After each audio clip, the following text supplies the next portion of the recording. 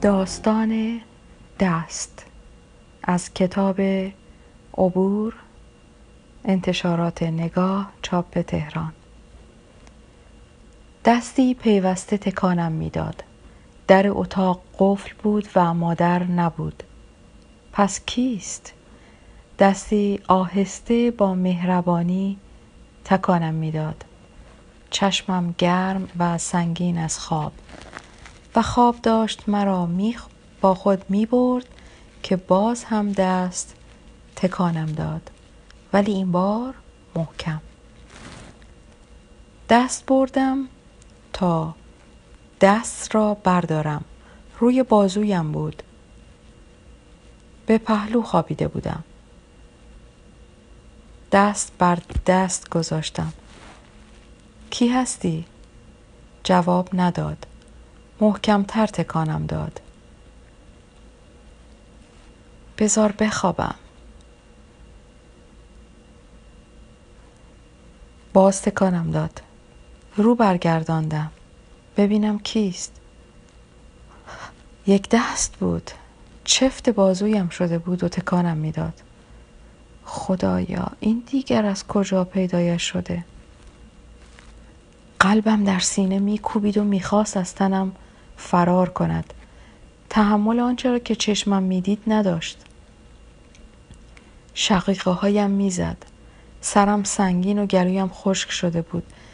با دست دیگرم خواستم آن دست را از خود جدا کنم، ولی نمیشد. سخت بود. سفت و سخت چسبیده بود. 2 انگشتش را جدا کردم، اما دوباره چفت بازویم شد. التماس میکرد که او را از خود دور نکنم.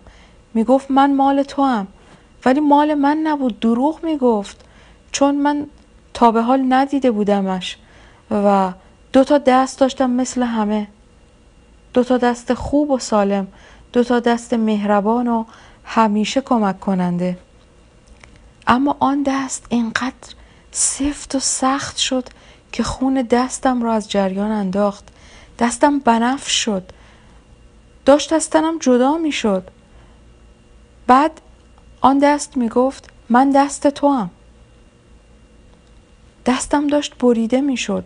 فریاد می کشیدم. کمک می خواستم. صدایم را از بیرون اتاق شنیدند. کمک آمد تا پشت در، ولی من مجال باز کردن قفل در را نداشتم. شاید کمتر از آنی و لحظه‌ای دیگر دستم را از دست می دادم.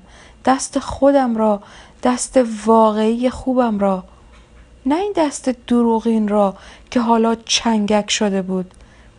دست فشار را بیشتر و بیشتر کرد. معلوم بود که اگر دستم را می کند مجبور می شدم آن را دست خود کنم. بر در می زدند، می کوفتند و صدا می کردند باز کن، باز کن.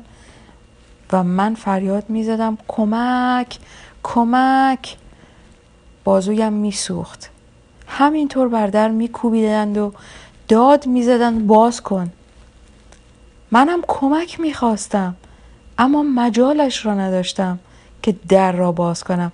آن دست خیلی قوی بود. با تبر یا چکشی در را شکستند. آمدند توی اتاق. اول قدم عقب گذاشتند. ترسیدند. سر جایشان ایستادند. انگاری هول کرده بودند. با چشم‌های پر از ترس و دهان باز دست را نگاه می‌کردند که چگونه می‌خواست دست مرا قیچی کند. انگار کر بودند. نعره می‌زدم، فریاد می‌کشیدم. نمی‌شنیدند.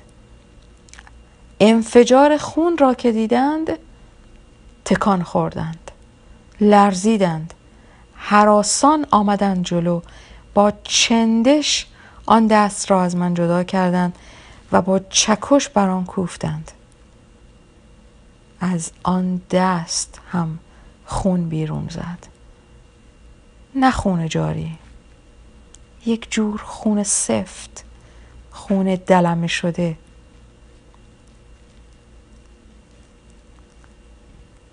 یک جور خونی که سرخ نبود، رنگ نداشت. بازویم شکافته و بیرگ، خون نداشت. گوشت سفید چاک خورده که به استخوان رسیده بود. 8 مرداد 1380 خورشیدی.